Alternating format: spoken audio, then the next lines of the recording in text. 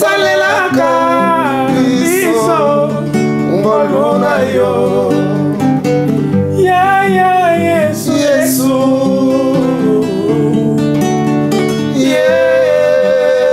Yesu yo sukola motema na ngai pona bika sokola motema na ngai yo sukola motema na ngai pona bika sokola bomoi na ngai yo sukola motema na ngai pona bika molimo na yo kitela yo sukola motema na ngai pona bika sokola mayele na ngai sukola motema na ngai pona bika sopela nga makila na yo sukola motema na ngai pona bika kangola libota na ngai yo sukola motema na ngai pona bika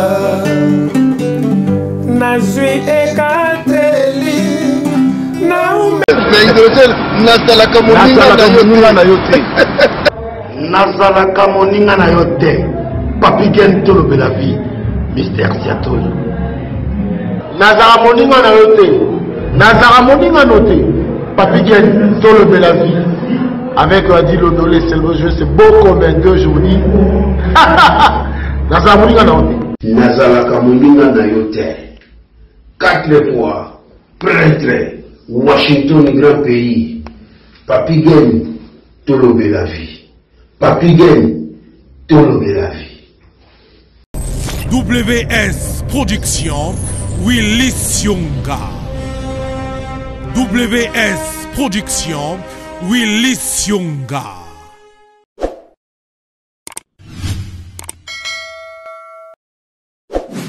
N'a pas essayé de beauté partout, bande de Kobolanda Kabiso à travers Tolobe la vie officielle. Vraiment un grand merci à vous. Merci surtout na bande de Kobaza Kobengangai pour na ba conseil. Merci Nabino. Alors à chaque fois, on a un peu d'éloge, mais mingi benganga penda pour na moi ba reproche. Ils allaient bien. Si Dieu Tolobe la vie, je crois que besoin on a effort. Il y a beaucoup de personnes qui ont sec évidence.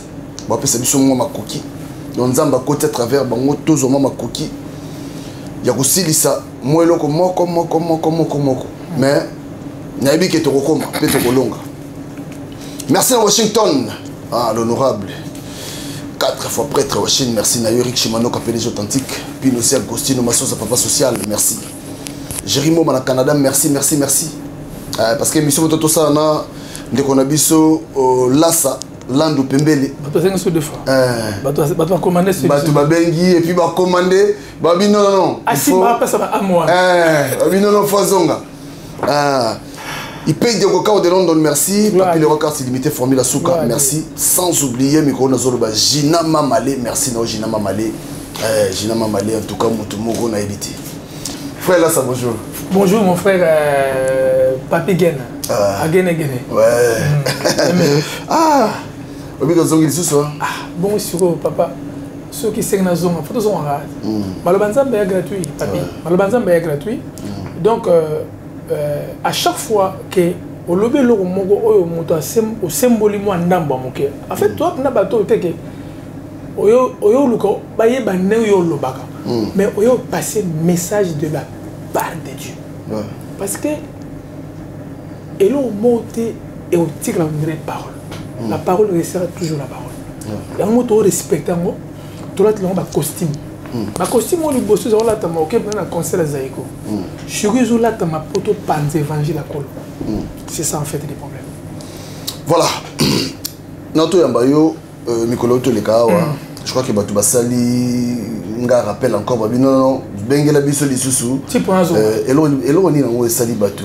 Donc en fait au but témoignage d'abord témoignage bato belé bakanisaka amoni a koka ne succès ya wana akeli diembe la simakaralito oni bato baloba na yoka bato be baloba bon mo kutu moko ya bana si commentaire afingi ya finga bana se de bato mo boyo panza maloba nzambe ya kana si ko finga na enda olembiso papa yo lembisa na nzambe yo to salanga muta salanga nzambe donc ngana zongi pa muta salanga na aussi c'est la esiko ndambwa na tikale nango ekoya kité o mokile zwa kité nzamba zwango pour mosali biso mosali bato ezali donc yango moni to yaka pa nkolo ko passer message témoignage ya moto eza quand même témoignage nzamba sala na témoignage donc ndenge bato balobi zonga eza pour mutu makasi te eza que parfois mutu mo a trouvé message moko na kati wana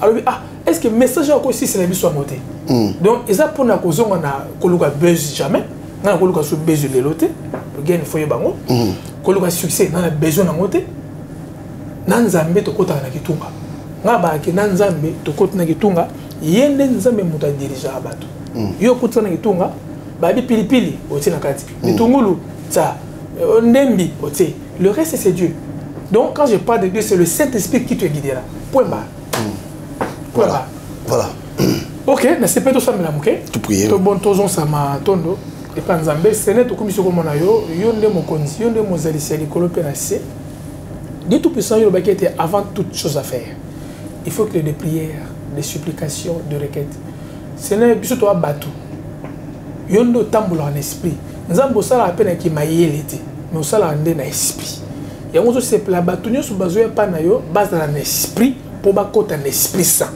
Seigneur, merci pour ce temps. Merci pour mon frère Papigen. Merci encore, Seigneur, il aura aussi sa part. Na ozo salanzambe, o kanisaye. Kolo e bande de mission o pesu kanango. To tiki na maboko na yo. Tika te yo moko loba po yo nde molobi. Yo no sala ki mokili na maloba. Na kombo na Yesu, sois notre guide. Au nom de Jésus, nous te prions ici. Amen. Amen. Voilà. Frère Lassa. Je crois que tout le monde est belé mukolo la mais na lingi to bandali souvent parce que bato belé ba pesinga pe mo mituna au fond tout na yo déjà tout le bana mokili hein na mokili to banda obeta na mokili style ya musique banda obeta na mokili lelo oyo hein donc style ni c'est-à-dire style na musique banda obeta na mokili et puis lelo ndngo yé ndngo koti ko sambela ndngo yé pa ya nkolo au changer style, tu continues quand même style loin. Déjà pour n'am tu ne bela avant tout banda. En fait, pour un style, moi j'ai un style à Rochero. T'as un na mokili. Tu as bien fiesta. Pamso bien ango, muso pela sonjum. Sonjum so qui pas va vela sur le roi, va vela sur le roi là-bas. Va vela sur le roi là-bas. Ba Michelino ma vatiko. Oyo ka ba style ba sonjum. En fait, dans Mokili, j'avais un style que j'ai voulu suivre. C'était le style de Rocho, Taboulay, Fiesta. Mais et pas Nzambe, Nzambe a perçu ce style de autre Rosaïlaï. Nzambe fait comme ça Nzambe. Quel que soit le style. Donc il n'y a aucun style où salama pour pas Nzambe. Mais Nzambe royé bango na ba contenu. C'est pas que nous se pesons en Zambété, ce n'est pas tout ce qui chante pour Dieu et pour Dieu aussi. Dieu ils en Zambé, mais ils peuvent en Zambé le communauté. Mais et pas en Zambé en comprenant que Dieu nous a imposé aucun style autre que ça. Donc la guitare ne bêtera pas Rochero, ne bêtera pas Franco, la guitare ne bêtera pas la musique et tout. Il y a un peu de bêtes en Zambé, mais le texte est moussous. Il n'y a pas vraiment le style où nous allons faire pour Dieu. Mais il faut que nous ayons comme Nzambe du début jusqu'à la fin. Point barre. Dans la émission, je suis un collègue Nangaï. On a des blaisons Wanga. Des blaisons Wanga. Des blaisons Wanga, fils de l'homme. Fils de l'homme. Si vous avez comment espace au Yemba. Musique à Mokili. On est aux Arakiwana. Mais pas na kambo na mondo yembi yango. OK. Na yemba ki yango pa na yo, c'est pas que ne voyait pas des blaisons. En fait l'esprit m'a dit de ne pas chanter le jour-là. Mais nako fredonner morceau Rochero et ça ngelote. Nako fredonner morceau ya Franco et ça ngelote. Parce que naza sur makambo wana ti.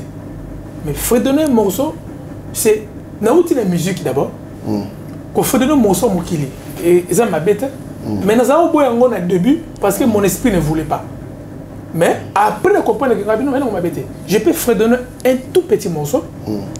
Et puis c'est bon pour passer, pour penser aussi à ce que tu faisais et à ce que tu fais, ce que tu faisais après et ce que tu fais maintenant. N'ayez pas de besoin. C'est mon esprit qui ne voulait pas.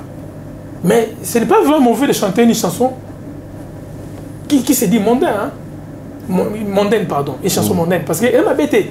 Et ça, toute la musique, tu peux donner un morceau pour montrer aux gens que Neni Makambo Zalaki et puis Neni Makambo Komaka. C'est ça en fait. C'est bon. C'est comme la style de musique au bêta, c'est comme dingue. Il n'y a pas le style pour Dieu. Il n'y a pas de style. Voilà. Donc la musique c'est la même. La musique c'est la même, pas bégaine. Il n'y a rien de nouveau dans la musique. Donc la musique est bêta quand on a rochero, la guitare on est encore tout bête l'ensemble. Mais le texte est donc et pas nzambe vraiment dans mon hostilité. Auto ça nzambe nzambe okoyeba encore nzambe. Voilà, tozongi sikoyo tokota mon émission na biso. Ba prendre biso makambo belé. Oyo tam surtout tuna kiyote moni yo de l'ebse batu yo c'est vraiment moulayi donc c'est-à-dire to bando ke non peut malé petit koma. C'est ça. Soki nzamba sungi biso. Oyembaka pe na tukufa pona Congo. Oui. Effectivement, oui. Oyembaka. Oui. Ce que démarche nous salara pour au bêta na. Voilà, en fait na Kinshasa au moins arrangé Mike Kamunan, la franc-congolais, parce que les franc-congolais a été arrangé par Mike Kamunan. C'est à Pascal Poba. Dieu Amzé a été réalisé par Suzy Kasseya. Bavé Simaro Batsa Pierre, Pascal Poba pour Batsa Pierre Nakati. Na biso pe to twa Pierre. Et nzembo mutuma a combien on était bino tout boy na idée. Nzembo ne banda vraiment pas Suzy Kasseya. Na limité. Ouais, tout va pour le Congo. Tout va pour le Congo. On était moi, Manda chante, chacun vient bon menga wewano. Nasi na yemba ke na nzembo na participation dans les aki maloba nangate mais mélodie nanga. Côté à otemba na Pascal Poba tout ça dio et tonda bomengo na mai na zamba pe na mabele et tonda na bato ya mpiko ya bona pe ya mayele. Siko classe moboye na bagisa mélodie. Tobandaka na boumbu na banoko le 30 juin tozwi lipanda liberté oh liberté tokomi 65 mbula ya makambo tokoti boumbu ya koleka ndelo toniokwami koleka tango ya banoko tu vois zala pe minyoko moye zala kate wana mélodie nanga mais maloba ya vie bombe alors voilà yo mom tu na mo mélodie la mélodie c'est moi qui l'a créée dans cette partie là à part vocal na stagna Dieu c'est na passé poba mais ce que maloba ndé ngati si c'est besoin de le comprendre et ça qui to banaka na bombu na banoko le 4 juin le 30 juin tozwi lipanda liberté, oh liberté, tokomi 65 mbula ya makambo, tokoti boumbu ya koleka ndelo, toniokwami koleka tango ya banoko. C'est ça. Il faut ça, chant rigolo. Ah, Cassina n'a pas bien ça. Non, c'est bien. Ouais, Jean-Baptiste Moko en Allemagne. C'est ça la partie. Voilà, il y a une mélodie nanga, mais maloba nangati. Maloba. En fait, nzembe belé ça na Congo wana. Je te dis clairement, mon ami, mon frère, Papi Gen, au moins nzembe maya. Au nzembe fait simaro. Oui, c'est nzembe fait simaro. Mais la partie msou na kati ya Carlito yemo. Mais oui. Et c'est passé quand tu non, la partie là, il y a un bac Kala eleki okendeki siro vesi mona kende siro te mota kende siro ya pasteur Carlito. OK. Donc nzembo non ya pona biso OK. Nzembe ko bima ya kumba mutu. Mais maloba tout ila kati pesa ya yeke. Emsu mutu pa yedaki. Mais est-ce que là ça bande ko benga bon bando bengo pona cacher ya Carlito na tozaki. Certaines personnes m'appelaient pour le cacher de Carlito. Parce que on est que toi moi ba tembe. Et là des secondes à émission précédente que toi ba vendre monter. Quand on a pas kilo moko ngaza monter. C'est vrai que je travaille la musique, mais Carlito il a une façon de chanter asa mystique na chant. Asa ba tout mo ba yimba terrible. donc otiaye te akomitia na travail na ye na voix ça qui nango donc ezaki ba musuba be ngabi pour na cacher pasteur Carlito ba musupe yaki pour na savoir faire na yo. OK. Tu peux être le petit frère de tu peux être le fils de mais si tu ne sais pas travailler, tu ne sais pas chanter, papa, aux oreilles honneur on a dit. C'est-à-dire il faut appeler à moi quelque chose de toi. Donc comme à moi, ils ont trouvé aussi le travail à moi. Malgré la voix de Carlito, mais j'ai travaillé. Joueur oh Lagas, grand joueur Lagas, joueur mon Alemba à Kokana, na grand frère naïe. Il est pesant mbangwa danger mais bas les athées. Voilà donc c'est-à-dire c'est comme ça. Voilà. Mais voilà. Na tout fois pour le Congo. Bah prendre des choses qui vont voyager beaucoup boyer en avion, coutu, on va la crash. Ah oui na bossa na beto le solo wana. Et ça anecdote mon a fait un beto yango. Tokenda na Gabon, mon frère, toujours avion kana na Njili wa. Aéroport Njili wa. To mata avion, on mata le bosso le musée hein. Musée, président musée, pas le fils, le père. Musée ouais. Ah donc on a un avion mongo hein. Il y a que na bosso na biso, na avion na mongo présidentiel. Biso la na avion mosusu. Ouais. Donc à pepe banzela mongo. Donc comment kuna na nzela paraîtrait que avion kota na tourbillon. Obi tourbillon. Et ça mon pepe mo za likolo. Et quatre ma papa avion. Et paraîtrait que ba joueur ya Zambie ba koya wana ba kufa ti le na avion monate. Paraîtrait na yoka. Ba joueur Zambie ba koya place wana. Ba koya na avion na bango ba monate ti lelo. Biso to kota na tourbillon. Papa, yo ko aventure terre. Yo mona ba miso respecter président Josa Mazo le na avion de moi amké. Ba velo ko ba vie Joski Kambukuta. To na avion to la vie Joski. Manda chante. Wera son. Ngai Shakembo. Pascal Pogba. Chala Mona. Milia Belle. Vie Simaro. Defao. Manda chante. Nani. Comment il s'appelle? Emenea. Vebombenga. Donc, tu vois qui j'ai Jossa. Avec qui plein. L'on l'a confiné ma dilou. L'on l'a confiné ma dilou. JB Ferry. Fali. Pas ça été. Mais le reste, on a pas d'avion. Je go avion que ça crash. Et qui soit moto bête en lelo passer de koufate. Dès que il soit été là. Na pété calé na kati. Avec et kota na mon pépa tourbillon wana. To kota na papa. Oui puis avion et se perdre d'attitude. Donc, au moment où tu es en ascenseur, papa, ascenseur de quoi ça? Il y a avion dans le chico. Et donc, en fait, il y a une force apesanteur. Donc, l'acre, ils ont ben d'avion. Papa, avion, ils ont perdre de d'attitude. Au moment où il y a avec un des pesos couilles. Donc, ma camona, donc, si papa bête en côté, ma bête en côté pour la et il y a somme. Chico na kati. Avion. Au moins, toi, avion, toi. Ils ont pas sous mais il y a qui liwa. Je me rappelle très bien. Qui c'est mon Shakembo. Parce que le peuple de Bossonanga, nazo mona nenge président Josa Zolela. Mais c'est vrai que nazo lela. Na bien que Alasina Koufi déjà, nous avons besoin de limonanga. Maintenant qu'il est filoté. Puis on a un bail, donc VGF bail. GF Fongue. Il a passé moté. Il n'a pas n'a pas si frère Jeff Mbote, n'a pas si frère Tangi Bangala Mbote, n'a pas si Alimia Mangala Mbote. Alimia Mangala. Ouais, frère Tangi Bangala. Tangi son Banks. Frère Tangi Bangala, en fait, avion et ce père de battitude, donc bateau bazo lela. Comment on avait Joski. Nous avons battu le molly monae. Boy, vejo ça pas à lela. Bacha moi le na luba. Oui, il y a qui liwa papa, on a qui blague qui ko avec ça moi. Tu benga ba trou d'air. On a trou d'air. On a avion Zokuya. C'est quoi Burkina ko représenter au fait Burkina ko sala moi a capella nzemo ko na tonde. To na ko tambula po to sala to promouvoir nzemo na pas président Afrique. Ouais. Donc yo to kenda Gabon. C'est là où mon on beta la salle mo mon président Soza. Shikoyo. Pepe Kala a dit oh mais bi boleni.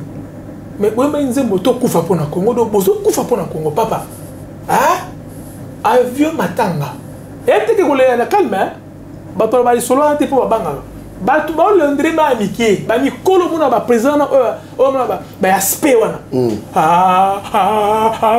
ba le ande boy ok ba le ba ça va charisme ba le ande boy ba zo lela mais ngaza o lela ti parce que ngana bege ça kofi déjà na fait dans chacun bo to simena to kamna chacun boy mais to ko ya kiti moto ko faire ensemble mais nzambi so lobia papa ya moni ya papi gen so mto sambeta moui a mourant tout ça va mourant oui mais to kufa kana nzambi ko kufa te ko fi double ko fi non païen OK sous en faire mais OK en faire les probabilités en fait les probabilités oui pourquoi so bon papa babi les conditionnels c'est Jésus qui l'a rempli na conditionné babi toi crois seulement papa et nous on est pas si babi crois seulement yo ndima kaka le reste tu le verras yo quoi mais l'inconditionnel ce n'est pas nous bisoté bato baki nzamba tina yesu na se bisoté bato baki nzambe tina yesu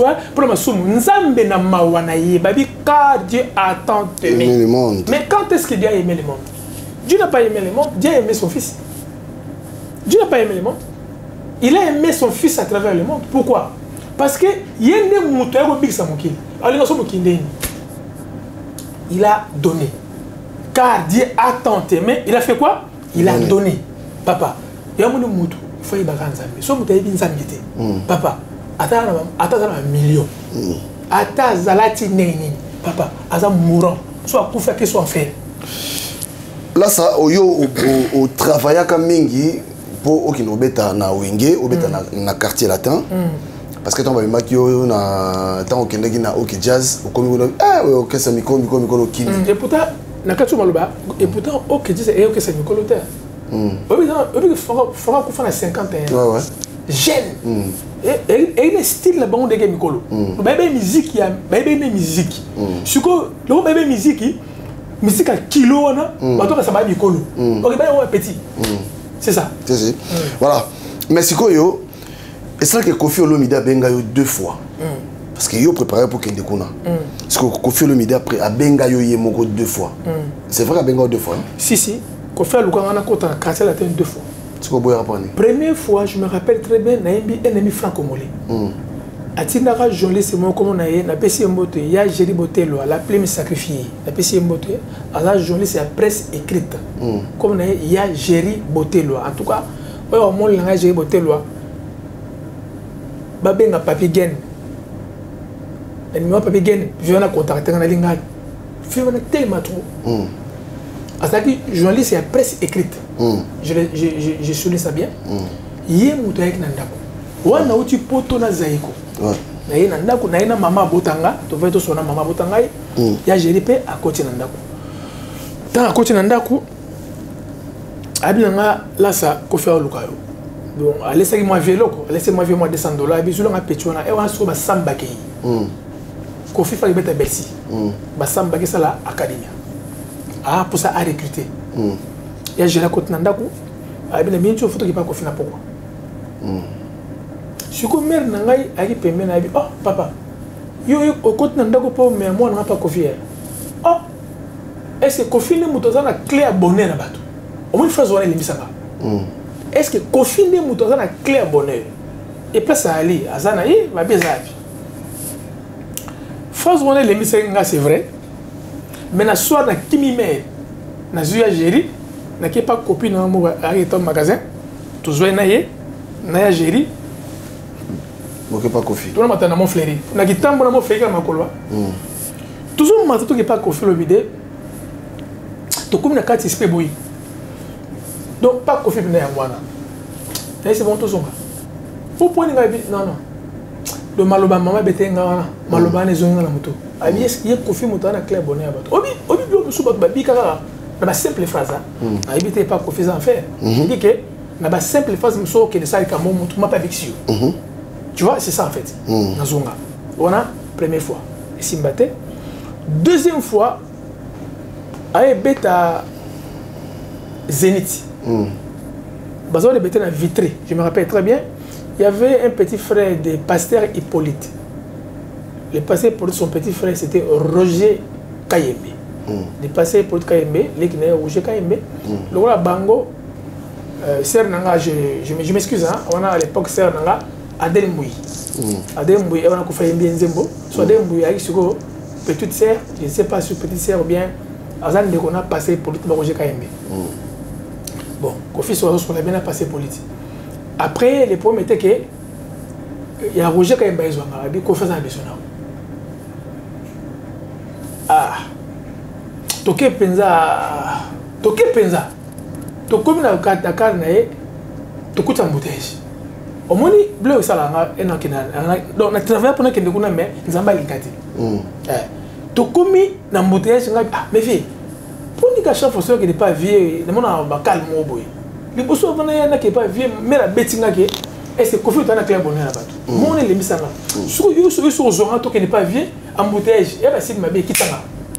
La quête ou même petit frère, vie kitanga. La kitanga na ka, na zuma ko. Après les qui, l'autre là confirme bien un téléphone. Allô. Tu comprends là l'autre là na panté na ma boli. Ouais, na panté na ma boli. Wana on a poto hein. Ah on a poto. Donc fa na kena Roger Kayembe. Ah so na bon moité. Ouais. Nzama tala molimo na ye. Mais na koma quitté na mona bouteille na kimi sous na vivre na na te pas bouteille au ici de mabe via fâché mais na zoyo ni me kufoze lo kuna na vandi lobi na ngoye moko via benginga téléphone je me parle bonsoir bossa na on a évité mais je crois pas que bossa ni aibi et pas aibi o azo banani aibi na yi pour via bonsoir mon niveau ah la bisouta à cosi mais c'est la vérité abenga moko abisanga là ça tout le monde lobi na vraiment na ngamba pene ponte na ngamba banlier nga suko na ibi ponte ngamba banlier et wana on a mo poto no ya mosika na bengi masa na jeu di kando que je salue aussi azuka na ibi to di to komi na ngamba ponte na ngamba banlier na mo suko via zoya abimi na ML na e auti kota aniera abimi ya katemi abi oh non j'ai été étiqueté. Oh, attire. Yo. Ah, rapide. Aza. Kofi le midi, Aza. Babenga kibane. Aza. On peut comprendre l'été. Il est un peu rapide. À on sait que mon boy surtout après. Aza rapide. Donc. Parce que oh, attire. Yo. Mata. Na mati bozo.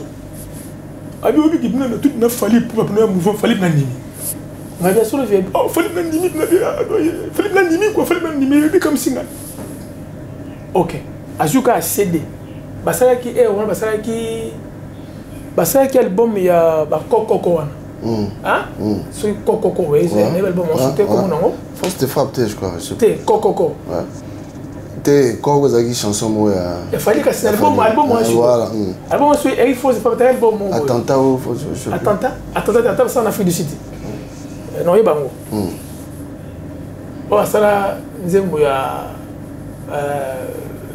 ceux qui ina mangani na manana esengo oya faut ça nzembo ya faut ça nzembo ya Yoka lisa ponge. Ya fofole album wana.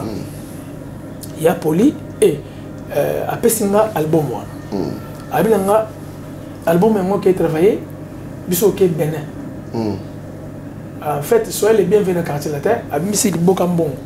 Pa pesinga. Kamati CD wana abi va travailler. Ba numéro na ngami balé yango. Biso ke Bénin. Sur la comic king.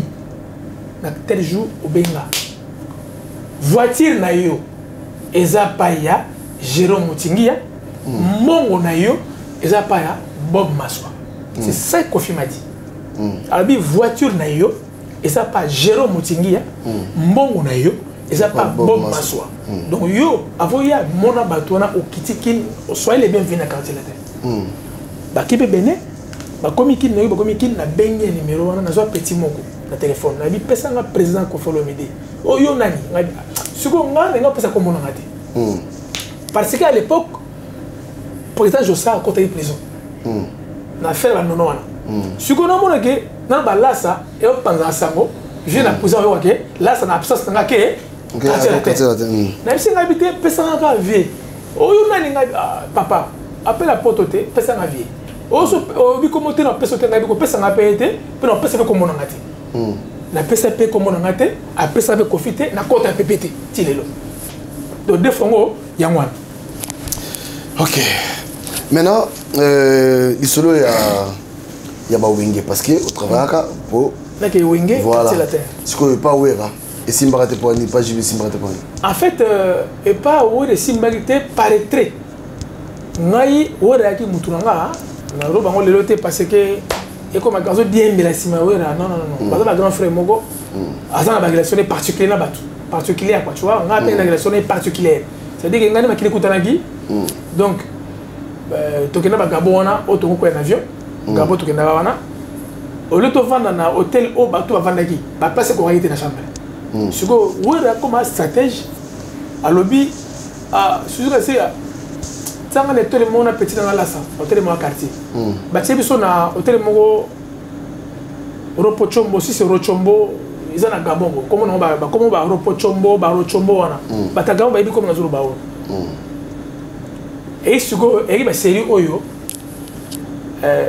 je sais je chambre na moko des fois je chambre na moko peut que les chambres na moko siko ba chambre ko réalité et ka 25 chambres occupées to tire siko ngai et menea manda chante wera na chacun m'a jaune vieux simao fallait après jaune vieux je serai dans chambre to à deux mais ça est respecté siko wera misi stratégie pas vieux souci ça on a peut-être dans la sana quartier bâti le son hôtel moko ya permis na Gabon place na kutana master ben moko na yemba nzembo a mutambongo a millionnaire to kutana a tout une question mais oi ça nyanga bitoye na nini ya présidentiel a tout une période bokabona JB on a pas pour bokabona JB abi là ça mona ngai na midi OK to matina grand frère wala tout nga wana ngabi avion mtalala photo kene ngabi tout découvert na midi to que mon type wana après prière na pas musulman to vandaka bo papa pesa nga mbongo moko liboke ya okokweya ba peso mbongo nengo na okokweya mais en France c'est fa tala mbongo ebele ajupe mbongo ebele pesa wera to soli abisi wera ke ya yembanga nzembo mais bimate azu nzembo mo pe ati et on a chose ça pas bien le patron les sourds nous avons molli mon aïe après to matina grand frère wera son abisinga oh na bosso na tena sincère a ben la villa so ya chanceux ngai vi poni bonga bongo na zongo pona yo to matini kolo abila yo kota na chambre na yo ngana kota na chambre na ngato compter là mais ce ele ki anga il faut pas passer random viens moi ele nio viens nga piso ko mo simalanga bon wona ine bongwa et on a ba comédie la grand frère est on a bangwa après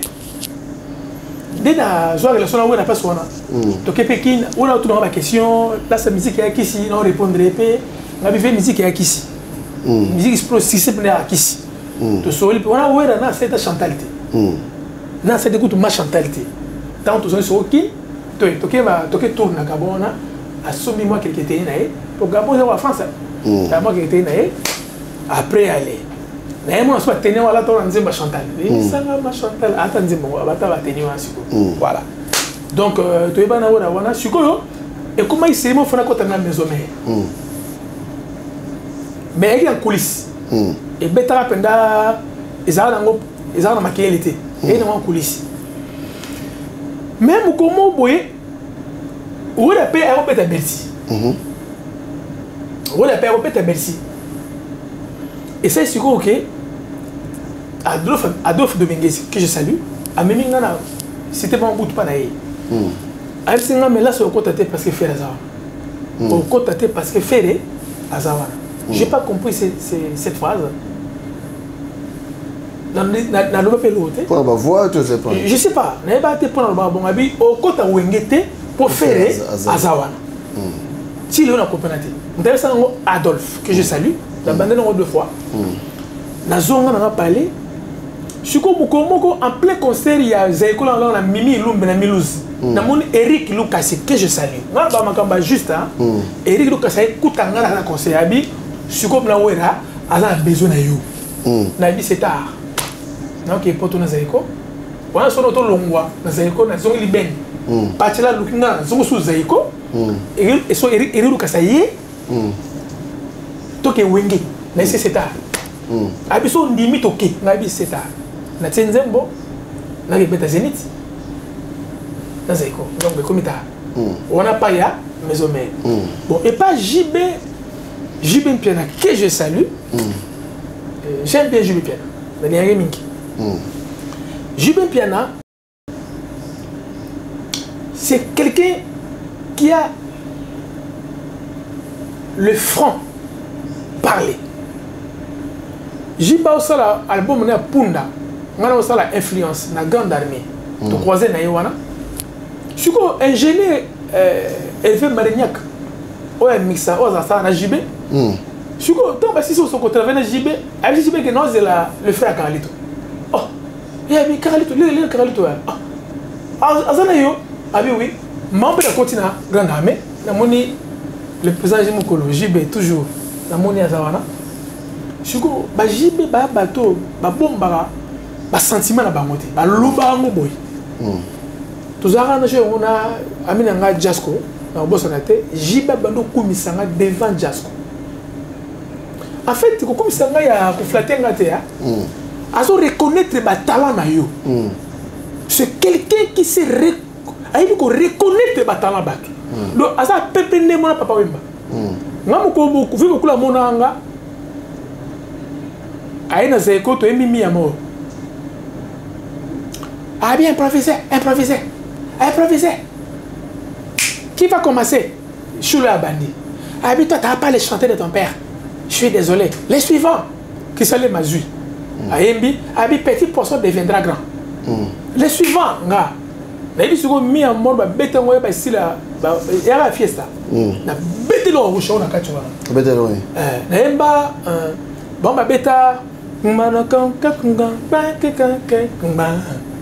Manae moto na moto bakutani bazali se kobomba bolingo na seya motema e makuluturo shiro moto na moto bakutani ah vieux beaucoup babaloki bu alors misu na seya babaloki bu alors misu tona sisi abi bon mettre ma boko là franchement je dirais à Josa que c'est parmi la voix le plus sûre quoi. On va compter sur ces garçons quoi. Parce qu'il a ça en lui quoi, il a ça vraiment. On a vu beaucoup. Et puis ça on tout ma cité. Ouais. Il a ça qui au travail qui. Ouais. Donc bah JB baza bongo. Soit monio à reconnaître talent. JB mona Carlito. Aïe ça on y moko. Bah il va master dans sa vingtaine. On JB en plein succès. Aïe ça ngoé. Ça ngoé tamboli JB piano. Succès on s'en a à moni Carlito.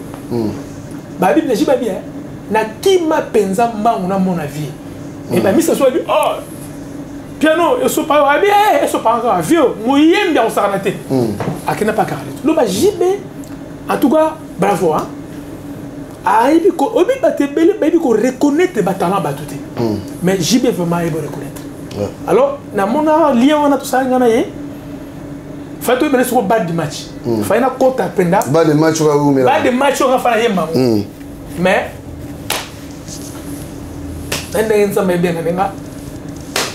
voilà mais si quoi mais quand on bête son si quoi tant yo kotaka tant yo au côté qui Zaiko hein voix nini oyo bien que nous qui voix mo qui très difficile yemba yogo même là j'ai posé caché hein même grand frère malade n'a pas si monté vieux voir son moment été yogo c'est un grand chanteur papa na Congo na siko mutu nini oyo zaki pendaki no oyo mo pe vieux temps so regretter et zaki na Zaiko je sais ko regretter mutu devant Batu je sais ça fait bombas attends de que toi au moins même misuna été donc vieux moi c'est un peu vieux attends de que mutu au moins même misuna été et wa poisson dans l'eau place poisson zo là même misuna on est pendant dans maï président Josa na koma nzambe ya ah papa utu bazekwe kabona katikati famille dai bakeboy ba batikali abunda longi ayeba kile je sais ayeba kile ah na regretter pour moi bon l'orchestre na sa mona ngo donc regret pour nanga a cause na pas mutu mais on l'a sabi na monter voilà on sabi na monter influence tant ça influence les cantineuses à Guinée elle a seule influence nanga ça na carrière en solo non bête sur musique qui pendait à musique à goût musique à qualité musique à ma kelelete j'avais des projets na bon ça banzembo na banzembo na somba na banzembo na komanga moko na banzembo ya pasteur Carlito Tikaka j'avais oui bimarate papa et bimarate na na beaucoup na bi bon le rêve fait sembler na est-ce qu'on vient Tikala quoi plan Tikala ngate na kena ko place mo boy pas tant moko moi na famille ouvrir na famille boy pour vivre on est presque tout on est tumba mais à bosser un peu avec les titres nzembo le nzembo na melakati na meki komela pona langwa yandi makalito ah bon emene agafa yemon parce moi molimo na ye makate jour mon auti na ndiaye na kota na ndiaye na zo manzembo na zo mango innocentement na ebite ke innocentement voilà na ebite ke na ebite ke emene za nakati studio ya Yandiaye. Tant que ça qui est bon de toboki wana. A tout les naïs misé moi. Bah toi misé bah ital babi oh là ça. À côté. Na koti. Abri na pemeni. Ah yo emi ka nzembo poza ya na yo. Bah oh nzembo na yo. Habiter nzembo. Oui oui bah ta franc parler. Au moni Papi Gen. Na Congo toi qui ba vrai musicien ou ba banga talent moni ngati. Azo banga talent na oti. Kuta o se pela yoza peme na yi yako ba mene ya wana alobi ah oyemi ka nzembo pe ya na ngabi nzembo na yo habite nzembo ya Carlito na yiba on kana maquette ya mutu na voiture pour vivre na travail ba blo ebele tira na voiture ba tout musu pe tika musu pa tumba c'est ça en fait banzembo wa bia mami wa pe bia nzemba Carlito na on dimango bien quand on m'a dit là yemba nzema pas que molimo na ye na du système nzema Carlito donc pour nous ça que que ce tournenga na Congo na Papi Gen tona ba grand chanteur ko ba Pepe Kali aso mo était tant pour yemba mo solo eza elembo yango nde thermomètre ya économie ya mboka na yo yo alors ne moi chanteur bo bozoi wapi na kundulu bozoi wapi Yoko bozoye wapi. C'est fini. Ba toi boya sauter. Ba bata ba décennie. Pour bimba bima na passe. Ba sauter. Donc c'est que na Congo bena ba musicien. Na Congo ba chanter ba ali. Ba musicien oyo wana oyo. Non, bazali mais peu de travail, ba na peu de travail. Ba na peu de travail. Donc ba tout besoin di ma bango selon qu'il lelo. Mais so type na miso fongoli. Aza carrière mon été. Là, ça veut dire combien de chansons par jour que voix P est toujours intacte. À 100. À 100 chansons dans la journée. C'est quoi le secret de la discipline? Le secret est de bien dormir, d'équilibrer. Quand on est là, on a mis été. Mais c'est monsieur à Kolobeleki, à Kassavan, on Koloba. Koloba été, il faut équilibrer, il faut manger bien. Manger pas moins cher, manger bien. Bon, on a évité que vantage au lait blanc cher. Manger blanc moins bien qualité. Et puis qu'on a la mingi. Bon, on y a blanc ma fouta, bon, ma fouta penza, ça dépend voir mon toit. Ça dépend voir mon toit. Aussi, ma fouta peut déranger la voix. Bon, la voix c'est naturel. Voix c'est instrument et quatre mots. Vous instrument. Donc dans la voix. Moi, j'ai trois façons de chanter. Nakoyemba na douceur, nakoyemba pe quoi redemiss. Nakoyemba pe quoi Pepe Kali. Bon, pas le col à Pepe Kali, mais ma puissance avant la bango. On n'est pas le col à bango, mais ma puissance. Parce que j'ai la puissance, j'ai aussi la douceur. Si on a sûr que mosolo eza elembo yango nde thermomètre ya économie ya mboka na yo. Ça c'est Pepe Kale. Sur les jours c'est pas que je chante les chansons mondaines, hein. Nous expliquons pas. Mais ça normal. Et ça, tu passes à Wana. On va expliquer sur Yembi.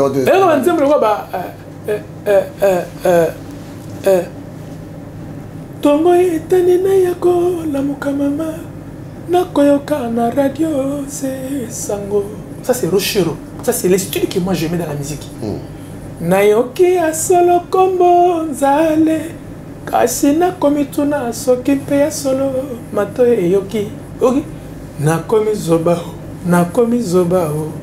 yo imene wana lobi na tongo solo to solo laki nga sala mosio nga no sa ona mokili kala ya imaki asengaki nga bilamba kitoko po abima nga no mango asengaki nga bilamba kitoko po abima e nzale o mama ou ba chanter ou ba chanter papa ba yemba na kata motema ce qu'on a catégorie na yo hein na barto la catégorie na yo et on s'appelle la chanteur mo tala bzote wina o bina yebité mais ça la succès basé bien na Congo papa na Congo musique ya pépinière toi na pépinière musique na Congo pépinière c'est dit que na fona un vrai baga mélanger wana mais ngana ba ke o ke mulaité o ke mulaité na nzambe te selon la petite expérience que j'ai na ba ke o za camoufler a kosa il y a da chanter il penaza moyembi parce que na Congo il y a une différence entre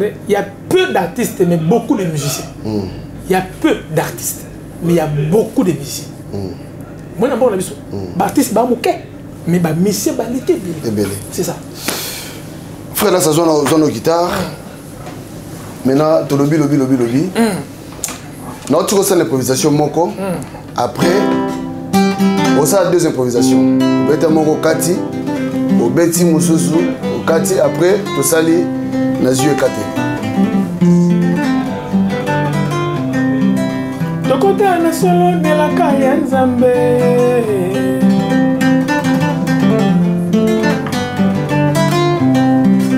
Tokota na solo de la kaya nzambe. Ah, frère Jeff Ifongia. Papa Limia Mongala. Ilaka oyo nzambe alakaka biso esali. Frère Tangu Bangala. Pona biso pena bana na biso pe bapaya. Alléluia. Nyonso kolo akobenga. Ya Ulisionga. Tokota na solo de la kaya nzambe.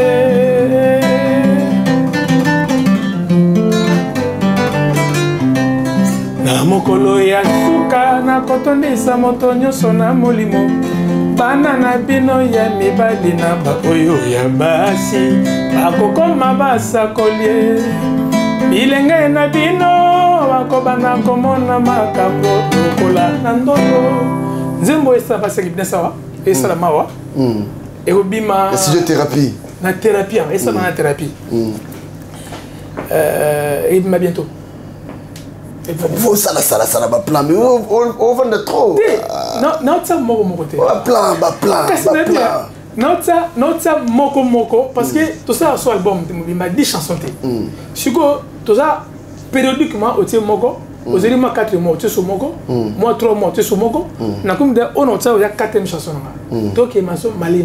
Voilà. Nanzambe ko wela te papa. Nanzambe malé. Tout doucement. Mais tu as besoin de mi balé. J'aime bien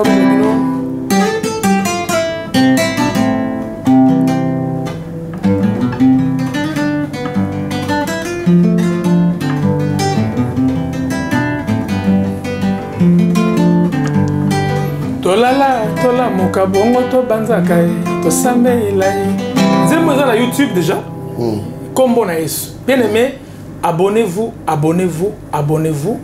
boyoka biloko lola eza ba nzembo sumu ta pesa nzambe moko nga sala ngo vantar parce que naidi pas nzembo vous voyez mais quand nous parlons comme ça c'est pas pour dire que ba nzembo susu ya satana non déjà que banzembo nanga tout nazwa ngo pa nzambe mona koma na nzembo inspiration ta bien voilà neti nzembo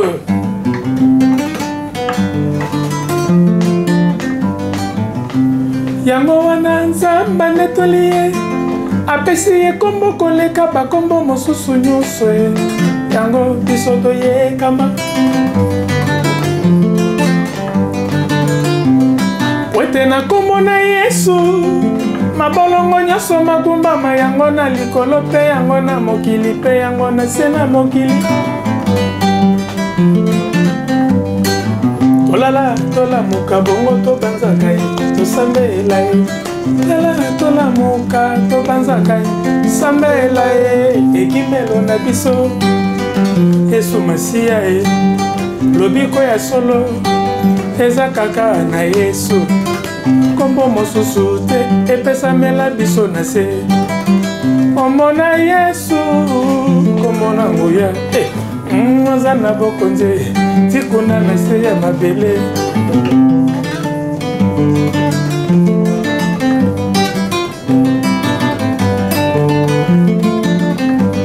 gloire, gloire, gloire en Jésus.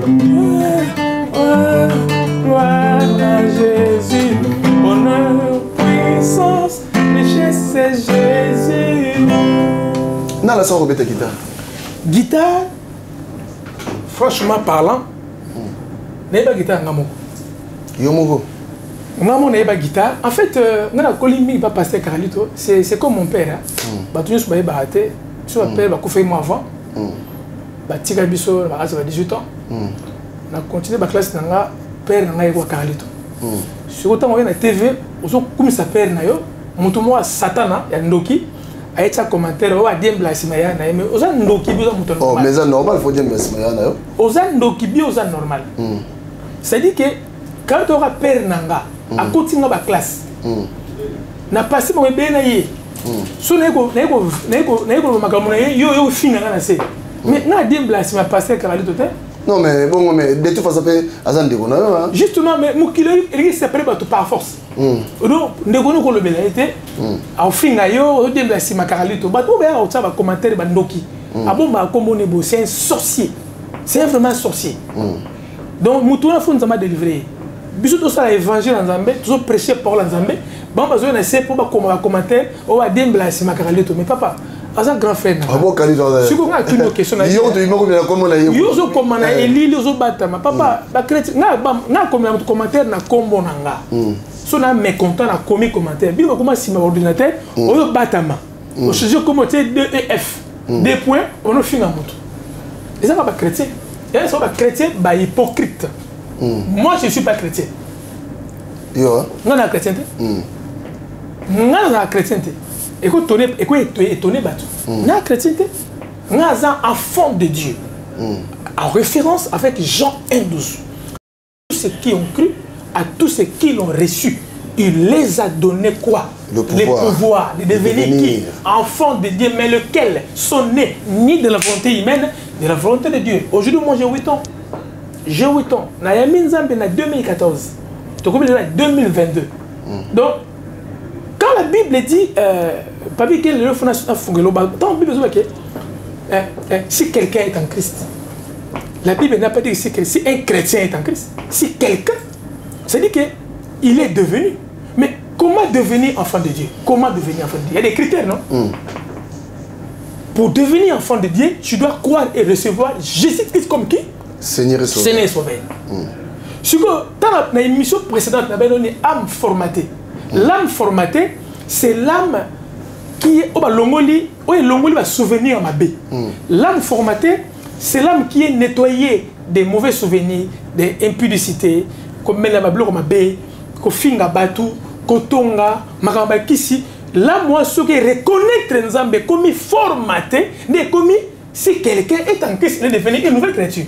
N'est comme une nouvelle créature. Nouvelle créature, et c'est que, tu vois, dans la Bible, Nicodème, qui était le docteur en théologie en Israël, mais Nicodème,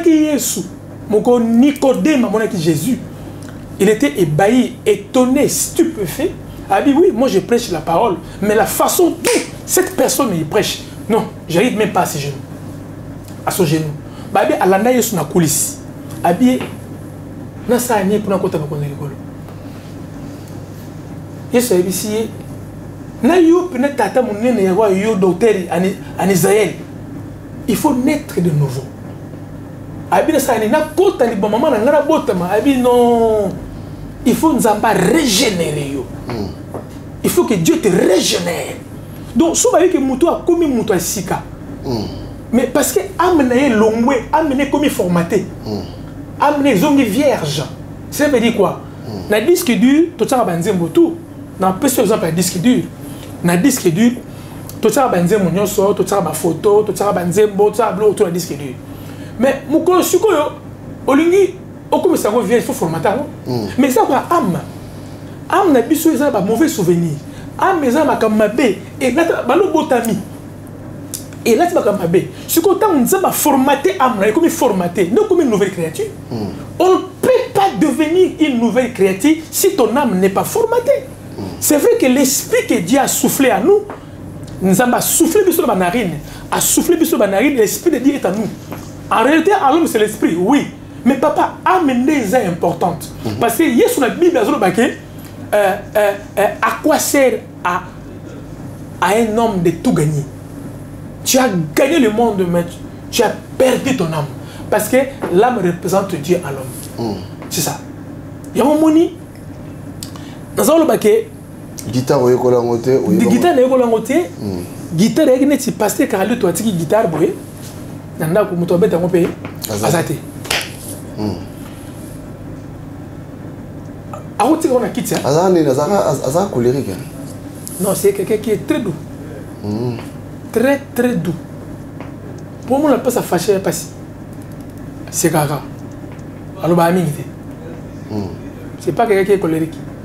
Il est trop patient. Au gars no cocher le ayokio. Au cocher le bi ayokio. Ah tu as dit ko ça ma tu à l'aise.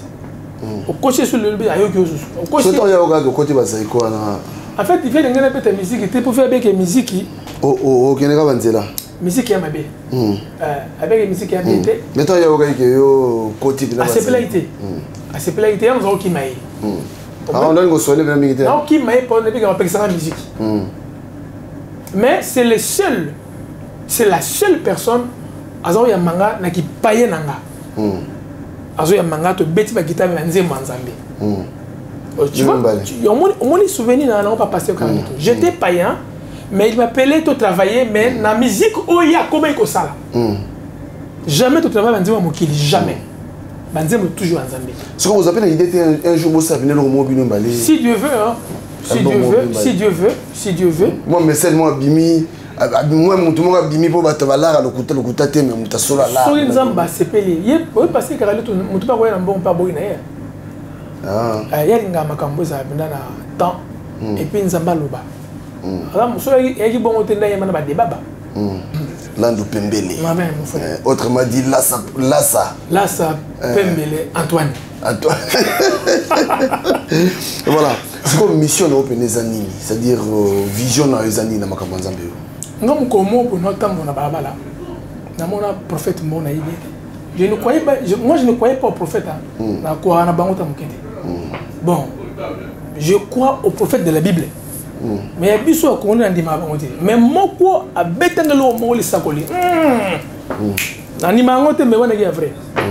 Papa, les kama mutu boye bena mutu te. Na kina gare ere. Normalement type mo bo telemisanga. Abilanga frère. Toi tu es l'homme de l'Ésaïe 49. Va lire que veut dire l'Ésaïe 49. Attends l'Ésaïe 49. Je lis au nom de Jésus. La Bible dit, bien aimé, écoutez. Et il m'a dit, tu es mon serviteur, Israël, en qui je me glorifierai. Et moi j'ai dit, c'est en vain que j'ai travaillé. C'est pour le vide et le néant que j'ai consumé ma force. Mais mon droit est auprès de l'Éternel et ma récompense auprès de mon Dieu. Maintenant l'Éternel parle, lui qui m'a formé de ma naissance pour être son serviteur, pour ramener à lui Jacob et Israël encore dispersés. Donc miso nangai o nduma bengelanga. Miso nango nduma bengelanga yango. Je le relis aussi na comme on a isso encore hein. Bien aimé. Na kutana mutu mona ga. Wana bano sambela déjà. Namo sambela déjà.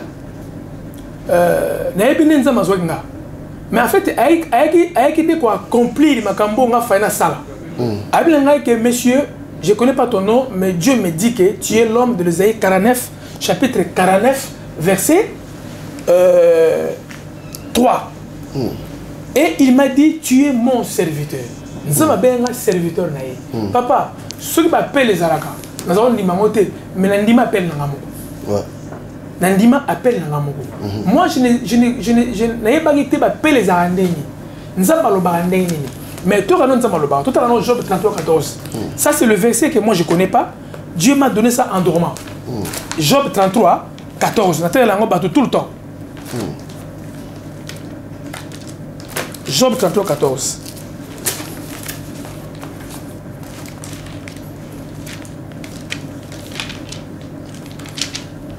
Job 33-14.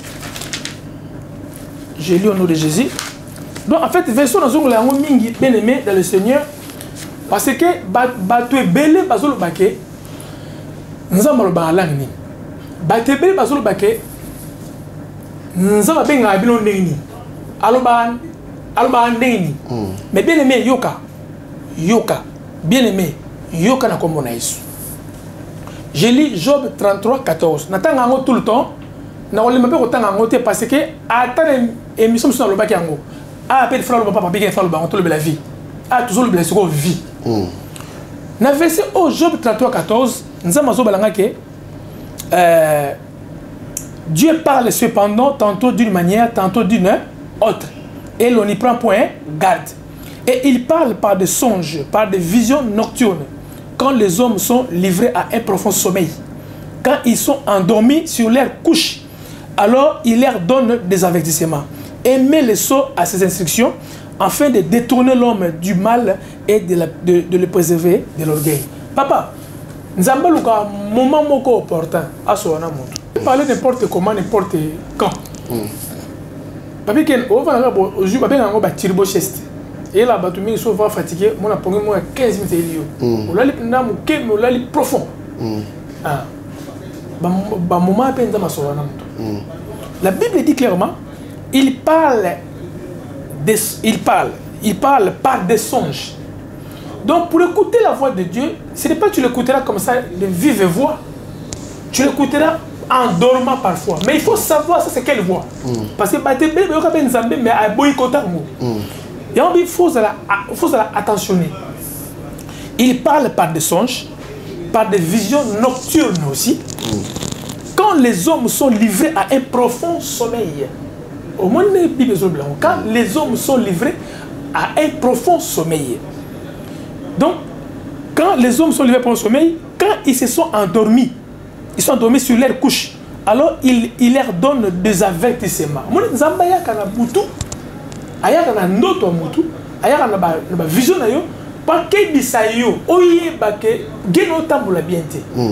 Arrange-toi avec toi-même. Papa, pour mettre ta guitare, il faut l'accorder. Nzambe linga bateau baza honnête, bateau baza juste. Ata Bible le dit qu'il n'y a pas même un juste, pas même un seul. Mais papa to comme maka juste surtout, ma qu'il est c'est comme c'est juste. Donc à chaque fois on a besoin de papi gain. So mon ko pengui que muscle mon makambe, que ma monté mécanique, ça la repentance instantanée. Bien aimé que cela a été pendant au bamba ma belle pendant oh et comme kanga ya quoi ma belle non. Et puis on n'autorise pas aux gens d'autoriser ça les coboter, battre mon impudicité. Mais papa, batte belin de ma bingi bamote ba quoi papa. Baso quoi randi ba soso. Parce que papa on me dit biso a ngasi na sakana déjà. Nga lelo na poso sakana sauté. Na sina sakana na musique. Na sina so de bassi et coquille. Les frères à moi si moko. Na so na deux ans de bassité. Et comme si tu bimi la katia sacerdoce royal Nzambe. Donc il faut ça dans moi si moi faisait le bien. Il faut autant pour la justice. Donc Nzambe aya toujours na la vision pour na quoi annoncer biso makambo oyo et ko ya pas ke bisayo ke papi geni ke bawa. OK ma bé. C'est ça. Donc alors pour nous conclure mon frère, nenga monika mo boye na fungula ki page moko il était descendu aux inférieurs de la terre. Mais, Papi Gen, sur la Matthieu 27, au moment où mon coloïs a caté mon thème à la croix, basantu basekwaki. Donc nazo sur le long qu'on a poyi baké bateau yeso alanda na se. Donc tant yeso abeti eli la masabashitani babi mokile ko molili basantu balamuki o bakufaki. Donc il y avait des saints o ba resistaki. Et puis le voile de l'église a été déchiré, le temple a été déchiré en deux parties. Oui, puis, les gens ont intermédiaire belé. Oh, qu'elle n'est pas passé d'un tel. Et m'a bêté. Frère, Dieu, le rideau, le voile, Mokosu Benganga n'a expliqué pour moi comme voile dans le tabernacle.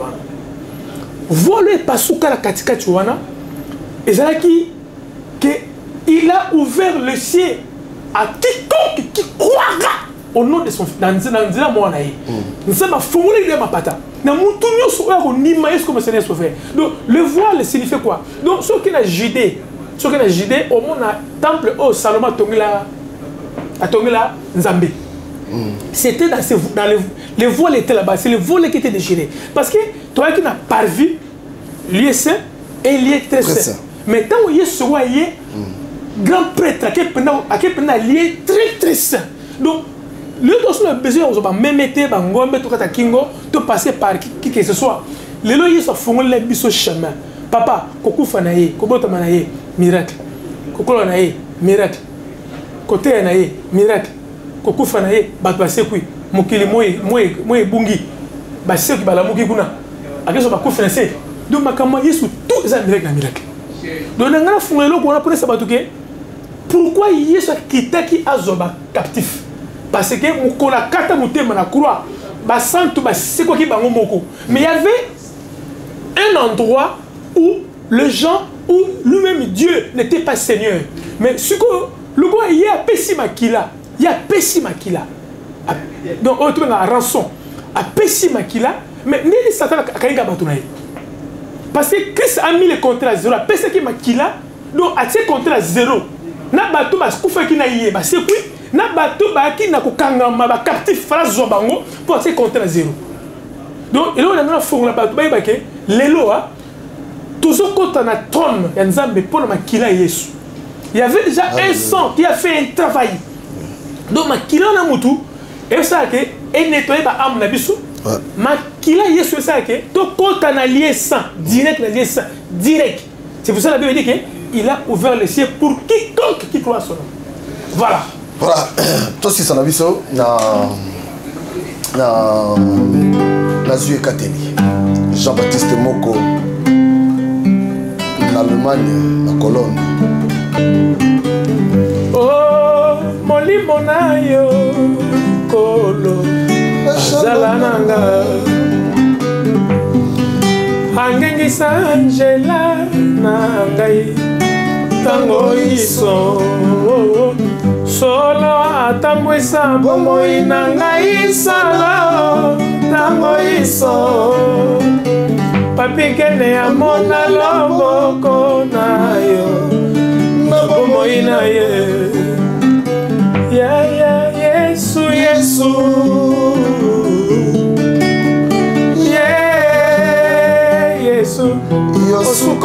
osukola motema na ngai Ponabika ya Yesu Yesu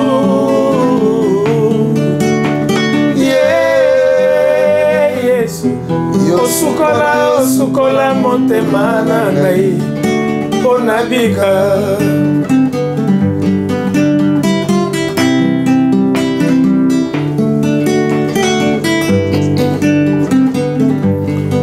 natiki na maboko na yo libota na ngai olongolaka masumu kati na bango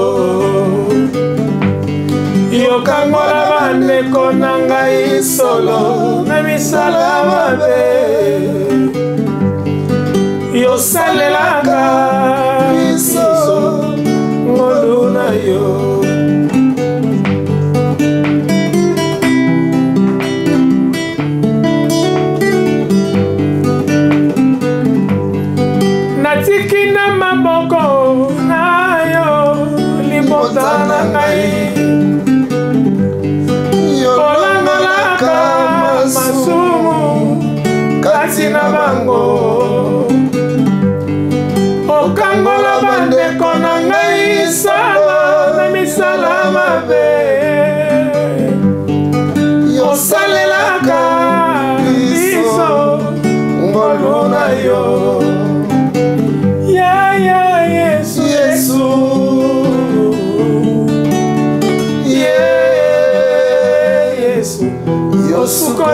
sukola motema na ngai pona bika sukola motema na ngai yo sukola motema na ngai pona bika sukola bomoi na ngai yo sukola motema na ngai pona bika molimo na yo kitelanga sukola motema na ngai pona bika sokola mayele na nga sukola motema na ngai pona bika sopelanga makila na yo sukola motema na ngai pona bika kangala libota na ngai yo sukola motema na ngai pona bika nazwi ekateli na umela se moumbu na yo yozala nzambe na libota na ngai pesa biso se motema moko nzela se moko yo yesu tokolanda nga na libota tozwa ebombelo yaya yesu yaya nanga kimia nanga elikia nanga. Merci beaucoup. Voilà, merci Nabandeko Bolandi Biso. Tout comme na souka, il y a intervention na Biso, na ndeko na Biso, frère Landou Pembele, autrement dit Lassa. Voilà. Tout ça, pesa mo batu mbote tout ça na Biso. Na pesi batu mbote, bandeko nanga batu nyoso. Lelo ntanga makomba batu te. Na pesi batu nyoso mbote. Bandeko maloba nzambe tozoloba eza nango te poto ya créer makamba lokuta. Ezaka nde nzamba bengeli biso nde na se bino ke Yesu oto benga l'œuvre rédemptrice na ye ezaki à deux facettes. Il est venu s'interposer entre Dieu et l'homme pour réconcilier l'homme à Dieu et il est venu aussi s'interposer entre l'homme et Satan pour séparer l'homme du diable. Donc oto benga l'œuvre rédemptrice de Jésus avait deux facettes. Donc l'homme qui a été appelé à être le gérant sur la terre, il a perdu. C'est maintenant l'homme, il a fallu qu'il soit aussi représenté par Jésus-Christ. Au moins, l'œuvre rédemptrice. Que Dieu vous bénisse. Vraiment, frère Papi, il n'y a pas de problème. Ça, que tous les messages ils ont quand même facilité. Sur les gens battus à cœur, il faut te rendre. Merci Nabandeko Bolandi Biso. D'ici là, portez-vous bien et restez connectés. Voilà. Merci beaucoup.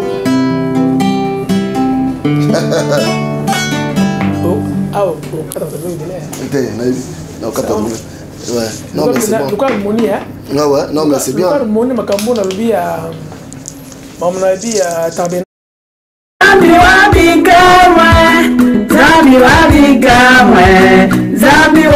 Mes bien-aimés, mes sœurs et frères, shalom, shalom. Je vous salue partout dans le monde, là où vous vous trouvez à ces moments. Voilà, je suis votre maman. Jésus-Christ est Seigneur, une femme sauvée par Dieu. Une femme sauvée par Dieu hier, utilisée par le diable dans le monde du ténèbre, dans la sorcellerie, dans le fétichisme, bien-aimé, dans la magie et dans le ténèbre. Aujourd'hui, une femme sauvée par Dieu. Je reviens encore pour vous annoncer, voilà, Dieu a fait grâce. Le Seigneur m'a invité encore à France. En France, à Paris, venez nombreux. Les 10, les 11, les 12 juin 2022, de 17h à 23h. Dieu nous aime. On se tracasse pour demander nos délivrances.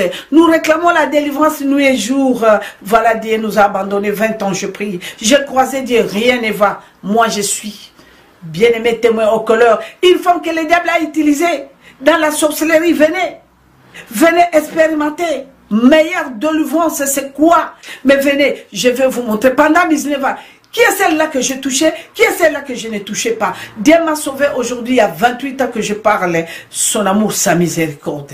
Vous avez l'habitude de me suivre sur l'internet, mais maintenant Dieu a fait grâce. Il nous a donné cette opportunité. Je descends à Paris pour témoigner, pour dévaler tous les secrets du diable, parce que le moment est très mauvais. Rachetez le temps quand les jours sont mauvais. Regardez le signe de temps. Jésus nous aime.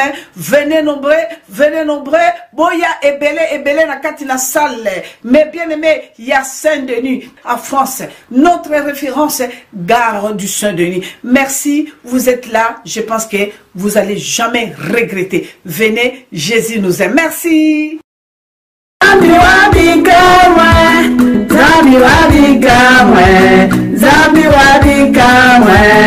Zambi wabika ngana ye olelo mpoto yokana mama ngana ye olelo mpoto silisa kanisa mosika engana uti na poto na ekotala yo ebongaki tomonana naleki kutu na kranka epai tozalaki kokutana ngana yo namoni yo te olekaki wapie tutue ae Jean-Claude Mabonzo, Africa Business Center, il a dit la fait mbongo contre mbongo. Tutue mwana ya sefa mama uzalie wangai wa motema tutue leki ya kadima semeki ya iveta nyakos na poto masolo se ayo dolido se kapela maloba se ayo Sami kapela masolo se ayo Joana Angola na maloba se ayo Animenga masolo se ayo mama Ara mwana ya sefa oh bote naturele mama Tutue mwana ya sefa mama